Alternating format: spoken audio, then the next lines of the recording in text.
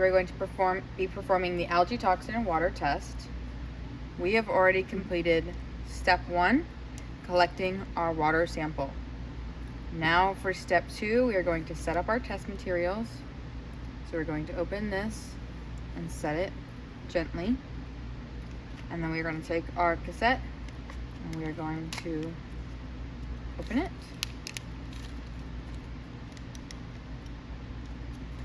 We can throw this away. Now we are going to transfer the sample into here. Steps 3 and 4. Using our pipette, open our water sample. We're going to fill to the second line. And now we are going to add 4 drops into here. 1, 2, 3, 4.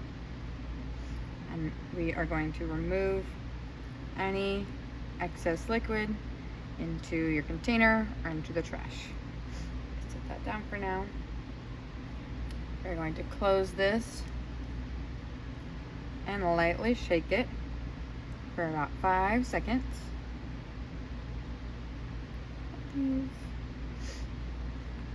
Now we're going to transfer this mixture to our cassette.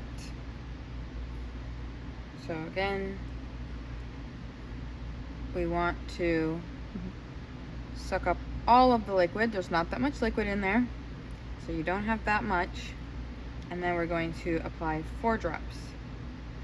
1, 2, 3, and 4. We don't need this anymore. We can just set it down. Now we're going to wait 10 minutes. We can start our timer. You can start your timer on your phone. We're going to start. Okay, after it has been 10 minutes, we can interpret our results. Looking here at our cassette, we see a control line next to the C, so that means we did not have an invalid test. That is good.